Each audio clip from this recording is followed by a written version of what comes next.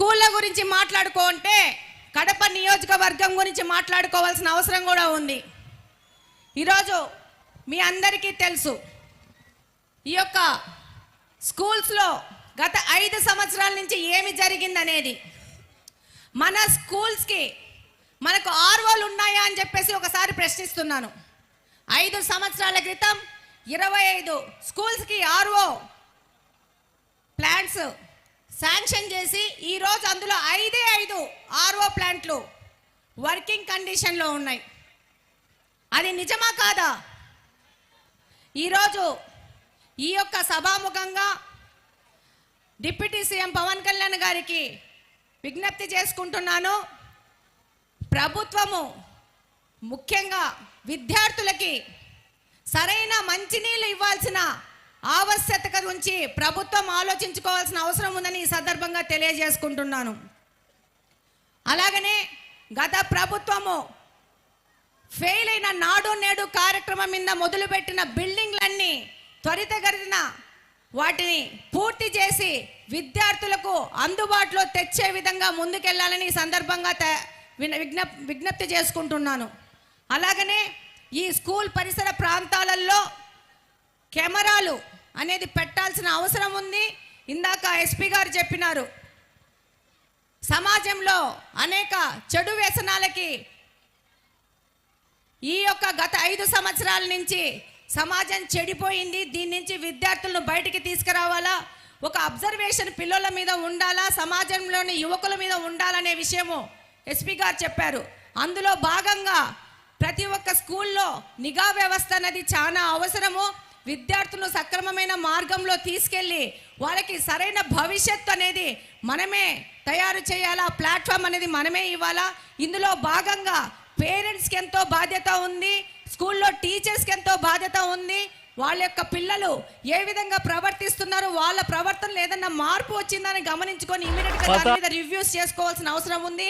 అలాగనే సమాజంలోని మన వీధుల్లో ఉన్న పెద్దలకు కూడా అంతే బాధ్యత ఉంది. ఎక్కడన్నా ఏదన్నా అసాంఘిక కార్యక్రమం జరుగుతూ ఉందంటే ఇమ్మీడియట్గా పోలీసు వ్యవస్థకు ఇన్ఫార్మ్ చేయాల్సిన అవసరం ఉంది.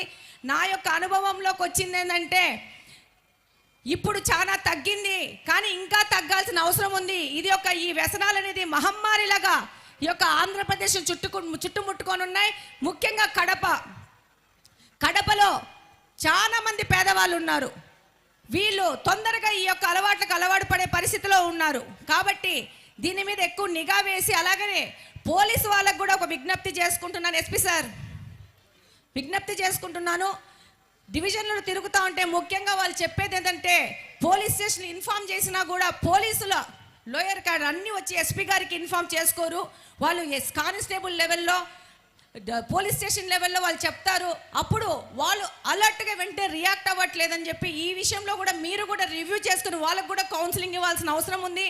చాలా మంది పోలీసు వాళ్ళు ఈ యొక్క వ్యసనాలకు బారిన పడ్డ వాళ్ళ మీద కంప్లైంట్ ఇస్తే వాళ్ళు ఎక్కడ దాడి చేస్తారన్న భయంతో వాళ్ళు ముందుకు రావట్లేదనేది తల్లిదండ్రులు, ముఖ్యంగా తల్లులు మా యొక్క దృష్టికి తీసుకురావడం జరిగింది. కాబట్టి ఆ విధంగా కూడా పోలీసు వాళ్ళకు కూడా మీరు స్పెషల్ ట్రైనింగ్ ఇచ్చి కౌన్సిలింగ్ ఇచ్చి ముందుకు పంపించాల్సిన అవసరం ఉంది. ప్రతి ఒక్క తల్లి దీని నుంచి మా పిల్లల్ని కాపాడండి అని విజ్ఞప్తులు చేసుకున్న పరిస్థితి ఈరోజు రాష్ట్రంలో ఉన్నదని ఈ సందర్భంగా తెలియజేసుకుంటున్నాను. ఇక్కడున్న ప్రతి ఒక్కరూ సేవ్ కడప, సేవ్ ఆంధ్రప్రదేశ్ అని ఇందాక పోస్టర్ రిలీజ్ చేసినాము. దీని మీద అందరం పాటుపడాల్సిన అవసరం ఉంది. ఇంకొక ముఖ్య విషయము, ఇది నా కడప నియోజకవర్గం గురించి మాట్లాడుతూ ఉన్నాను. డిప్యూటీ సీఎం గారు, మాది కార్పొరేషన్లో మాకు ఈ రోజున్న పరిస్థితికి నేను 5 నెలలైందంటే 6 నెలలైంది ఎమ్మెల్యేనయ్యి. నేను లర్నింగ్ పీరియడ్లో ఉన్నాను. నాకు ఎంతో బాధ అవుతా ఉంది ఈరోజు వింటుంటే. ఇంతకుముందు కార్పొరేషన్స్ అంటే నిధులు ఎక్కువగా ఉండేటివి కార్పొరేషన్ డెవలప్మెంట్ కోసం. కానీ ఈరోజు మా కడప కార్పొరేషన్ ఆదాయాలు ఏంటంటే 40 కోట్లు 45 కోట్ల కంటే లేవు. అందులో మాకు శానిటైజేషన్కు జస్ట్ కరెంటు బిల్లులకి 60 కోట్లు కట్టుకోవాలా. ఇంకా మిగతా మౌలిక వసతుల కల్పన ఎక్కడి నుంచి చేస్తామో అర్థం కాని పరిస్థితిలో ఉంది. ఈరోజు మీరు పంచాయతీరాజ్ మంత్రి గారు, కానీ నరేగా నిధుల ద్వారా గ్రామాలకి పెద్ద ఎత్తున నిధులు వస్తున్నాయి. ఈరోజు నేను అసెంబ్లీలో కూర్చొని మిగతా ఎమ్మెల్యేలను అడుగుతున్నాను, మీకు నరేగా ద్వారా ఎంత నిధులు వచ్చాయని చెప్పేసి. వాళ్ళు చక్కగా 30 కోట్లు వచ్చాయి, 40 కోట్లు అని చెప్తా అంటే మాకు 15th ఫైనాన్స్ కమిషన్ కింద 4 కోట్లు వచ్చాయి. మాకు దాదాపు 5 లక్షల పైచిలుకు జనాభా, 5 లక్షల పైచిలుకు జనాభా ఒక చిన్న ప్రదేశంలో. నాది కంప్లీట్గా అర్బన్ కాన్స్టిట్యున్సీ, విస్తీర్ణం తక్కువ. ఈ విస్తీర్ణంలో ఎక్కువ మంది ప్రజలు ఉండడం వల్ల మౌలిక వసతుల కల్పనలో విపరీతమైన సమస్యలు ఉన్నాయి. శానిటైజేషన్, వాటర్, రోడ్లు. నేను ఈ 6 నెలల నుంచి ఒకటే విషయం మీద పోరాడుతూ ఉన్నాను, మాకు మంచినీళ్ళు కావాలా. మాకు పరిస్థితి ఏంటంటే ఈరోజు మా యొక్క కడప నియోజకవర్గంలో డ్రైనేజ్ వాటరే మళ్ళా పెన్నాలోకి కలిసి అదే వాటరే పంపు చేసుకొని తాగుతున్న పరిస్థితి ఏర్పడతా ఉంది. మాకు వాటర్ ట్రీట్మెంట్ ప్లాంట్ లేదు. ఇది 20 సంవత్సరాలైంది కార్పొరేషన్ ఏర్పడి, జిల్లా హెడ్ క్వార్టర్స్ కడప, కానీ ఈ హెడ్ క్వార్టర్స్లో మనకు వాటర్ ట్రీట్మెంట్ ప్లాంట్ లేదు. పంపు చేసి బోర్లేసి నీళ్లు ఇళ్ళకు సప్లై చేస్తున్నారు. అది 5-6 రోజులకు ఒకసారి నీళ్లు సప్లై చేసే పరిస్థితి ఉంది. మురికి నీళ్ళు వచ్చిన పరిస్థితి ఉంది. మాకు ఒక ఎస్టీపీ లేదు, మాకు ఒక సమ్మర్ స్టోరేజ్ ట్యాంక్ లేదు. ఈరోజు మేము డిసెంబర్లో ఉన్నాం, ఈ రోజు కూడా 2-3 రోజులకు ఒకసారి నీళ్లు వదిలే పరిస్థితి ఉంది. నేను ఇప్పుడు ఈ విషయం ఎందుకు ఎత్తుతున్నానంటే, మాకేమన్నా నరేగా నిధుల ద్వారా వాటర్కి ఏమన్నా మాకు హెల్ప్ చేసే పరిస్థితి ఉంటా. కడప నియోజకవర్గము, కడప జిల్లా నుంచి 2 ముఖ్యమంత్రులు ఇచ్చిన జిల్లా ఇది. కానీ కడప హెడ్ క్వార్టర్స్లో మంచినీళ్ళు లేని పరిస్థితుల్లో మేము అతలాకుతలం అవుతున్నాం. ఈ యొక్క పెద్ద వేదిక ద్వారా ప్రతి ఒక్కరి దృష్టికి తీసుకురావడానికి ఈ విషయం చెప్తున్నాను.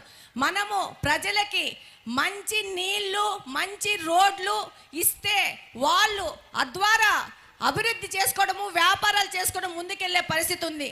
నేను ఇక్కడే ఉంటాను, నేను ప్రతి ఒక్క రోజు నీళ్లు కొనుక్కొని వాడతాను. దాదాపు ఈ యొక్క కడప నియోజకవర్గంలో కార్పొరేషన్ పరిధిలో 200 పైచిలకు ప్రైవేట్ వాటర్ ప్లాంట్స్ ఉన్నాయి.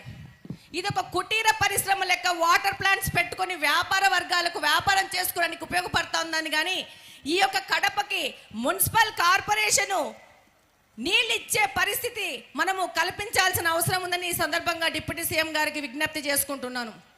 ఇది చాలా క్రానిక్ ప్రాబ్లము. ఈరోజు కిరాణా స్టోర్స్లో కూడా సైడ్ బిజినెస్ కింద చిన్న వాటర్ ప్లాంట్ పెట్టుకొని అమ్ముకుంటున్నారు. ఇంకొక ముఖ్య విషయం ఏంటంటే, మీ దృష్టికి తీసుకురావాల్సిన అవసరం ఉంది. వాటర్ ట్రీట్మెంట్ ప్లాంట్లో ట్రీట్మెంట్ అయిపోయినాక ప్యూర్ వాటర్ తీసుకున్నాక రిలీజ్ అయ్యే ఇంప్యూర్ వాటర్ని కూడా డ్రమ్ముల్లో వచ్చి పట్టుకొని వెళ్ళి వాళ్ళ నిత్యావసర అవసరాలకు వాడుకున్న పరిస్థితిలో ఈ కడప ఉంది. ఈ మేజర్ ఇష్యూని ఇన్ని సంవత్సరాలు ఇతర పార్టీ వాళ్ళు ఎందుకు దీని మీద దృష్టి సారించలేదో నాకు అర్థం కావట్లేదు. ఒక్కొక్క ఎమ్మెల్యే 10 సంవత్సరాల నుంచి గెలిచానని చెప్తున్నారు, కానీ ఈ 10 సంవత్సరాల్లో వాళ్ళు 10% కూడా వాళ్ళ దృష్టి ఈ నీళ్ళ మీద వాళ్ళు కేంద్రీకరించింటే ఈరోజు కడపకి ఈ పరిస్థితి వచ్చేది కాదు. కాబట్టి ఈ సందర్భంగా ఇక్కడ ఇంతమంది అధికారులు ఉన్నారు, ఈ దృష్టిని మీ దృష్టికి తీసుకోవాలనే ముఖ్య ఉద్దేశంతోనే ఈ సమస్యను మీ దృష్టికి తీసుకొని వస్తున్నాం. మాకు రోడ్లైనా ఎంతో కొంత వేసుకుంటాం, ముందుకెళ్తాం. శానిటైజేషన్ కాలువలు ఎట్లో అట్లా చేసుకుంటాం, కానీ ఈ మంచినీళ్ళు అనేది బయట నుంచి తెచ్చుకోవాల్సిన అవసరం ఉంది. దానికి సంబంధించిన ట్యాంకులు కట్టుకోవాల్సిన అవసరం ఉంది. కొంచెం ఒక చిన్న ఇంపార్టెన్స్ ఇచ్చి కడప నియోజకవర్గము రాయలసీమలో వెడకబడిన ప్రాంతము, ఇది మాకు 2 ముఖ్యమంత్రులు ఇచ్చింది అదృష్టమో దురదృష్టమో అది ప్రజలు ఒకరినొకరు ప్రశ్నించుకోవాల్సిన అవసరం ఉంది. కాబట్టి ఈ సందర్భంగా నేను తెలియజేసుకుంటున్నాను, తప్పకుండా మీరు ఈ విషయం మీద దృష్టి సారించి మా కడపను కాపాడాలని కోరుకుంటున్నాను. రెండో విషయం, ఇప్పుడు పిల్లోళ్ళకి, నేను మదర్ని, నాకు 2 పిల్లోళ్ళు, ఈ ట్యాబులు ఇవన్నీ ఇచ్చి ఈ యొక్క దీనివల్ల జరిగే అనర్థాల గురించి కూడా ఒక విశ్లేషణ చేయాల్సిన అవసరం ఉంది. క్యాంపెయినింగ్ తిరుగుతుంటే పిల్లల తల్లిదండ్రులు చెప్పేవాళ్ళు, ట్యాబులు ఇచ్చారు, మోడరైజేషన్ అని చెప్పి ఇచ్చారు, కానీ అందులో పిల్లలు ఏం చూస్తున్నారో అర్థం కాని పరిస్థితి ఏర్పడింది. వాళ్ళకి విద్యా వ్యవస్థ అభివృద్ధి చేశామన్నారు, కానీ గత ప్రభుత్వము విద్యార్థులని రకరకాల వాటికి ఎక్స్పోజర్ చేసి నాశనం చేసిన ఘనత కూడా వాళ్ళకి ఇవ్వాలని కోరుకుంటున్నాను. అలాగనే ఈరోజు డిప్యూటీ సీఎం గారికి దృష్టికి తీసుకెళ్తున్నాను. ఈ యొక్క కడపలో ఈ యొక్క ఎడ్యుకేషన్ రిఫార్మ్స్లో ప్రాథమిక పాఠశాలల్ని విలీనం చేశారు. దీనివల్ల టీచర్లకు విద్యార్థులకు చాలా నష్టం జరిగింది. దూర ప్రాంతాలు లేకుండా డ్రాప్ అవుట్స్ పెరిగినారు. దాంతో పాటు ఈ విలీనం ద్వారా ఖాళీ ఏర్పడిన స్కూళ్ళల్లో ఈ అధికారులను మేనేజ్ చేసుకుని అందులో వాటర్ ట్రీట్మెంట్ ప్లాంట్లు ఈ కార్పొరేషన్ పెట్టుకున్న దురదృష్టం దుర్భాగ్యం ఏంటంటే మన కడప కార్పొరేషన్ ఇక్కడున్న ప్రజలకందరికీ తెలుసు.